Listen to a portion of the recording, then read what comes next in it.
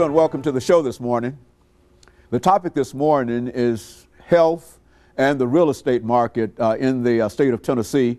And we're fortunate to have with us to talk about the real estate market and health in Tennessee, Mr. KRedditt, who is an attorney as well as a real estate broker.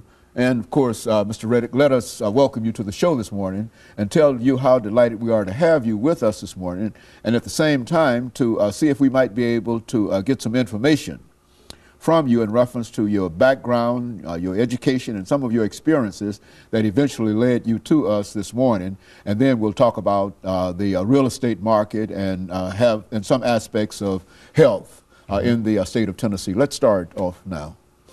Thank you, Dr. Haney. It's a pleasure to be here with you today. Yeah, well, I'm native of a small town in Arkansas called West Helena. It's about an hour southwest of Memphis. And I've been in Tennessee off and on ever since 1984. I used to come here and work summers and save up enough money to go back home. And that was, like I say, ever since '84.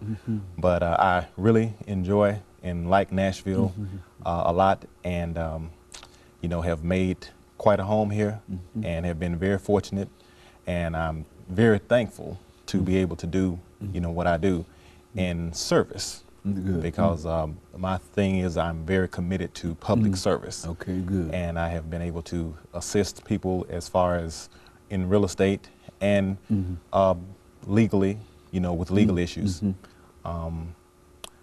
I do both full-time. I'm a full-time real estate broker and a full-time attorney. And it just affords me so many opportunities. And I tell you, working with first-time home buyers, that is really something that I enjoy, because it's nothing like having them, because they don't understand much about the process. And that's one of the things that I offer is counseling services to first-time home buyers, people that have issues as far as with their credit, that's trying to get their credit restored and trying to get up to a point. I'll have individuals that will come to me saying, my credit score is not that great. Is there anything that I can do? And I will pull a score, take a look at it, you know, have my mortgage guy, have a couple of go-to mortgage officers that I work with. They'll pull the scores and say, you know, it's not very good. And typically, based on the scores, it's a situation where you probably are going to have to invest a significant amount of time in doing that. But as long as I can tell that they are serious about the process and they really, really want to buy, I will take the time to assist them and help them out and give and work with them every step of the way, from ordering their information with the bureaus. I will let them know what they will need to do initially to get the process started, by way of contacting all three of the major credit bureaus, Experian, TransUnion, Equifax, and in writing, and request a copy of their score, and then that way we'll have something to look at, and then at that point make decisions as far as what needs to be done and what we need to get them to in order for them to qualify and be able, you know, to purchase a home. And so you offer a real service to first-time home buyers and to anybody who might be interested in real estate, but you offer a counseling service and everything that's associated with that, I would imagine. Absolutely, absolutely. I enjoy, you know, thinking about what is it that we can do. Person comes to me and they say, well, I have a bankruptcy, I have a foreclosure. That's what the thing that I urge them to do is always disclose whatever it is and to be upfront about it.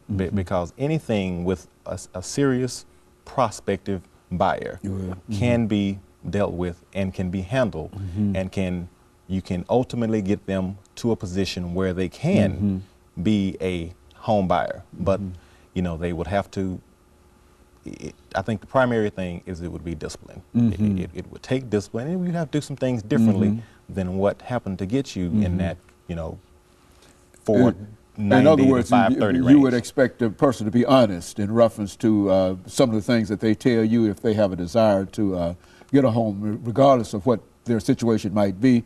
As long as they're honest with it, you think that you can deal with some of the things that they have to deal with. Is that what we're saying? Yes, absolutely. Now, The thing about that is sometimes it will take a little bit longer, and that's where my honesty will come into play. Because I'll say, look, I will evaluate their situation after consulting with my mortgage officer and say, you know, I think it's going to take a year. Sometimes in some situations even 2 years. And every once in a while, have to look right at someone and say, it is going to be a while before you will be able to buy. You know, based on combination of, you know, may have bankruptcies and charge-offs, and repossessions, recent foreclosures, you know, list of different things. And of course, what we'll do, Mr. Reddick, is to come back after we have our first commercial break, and we'll be back with you following this very, very short commercial break.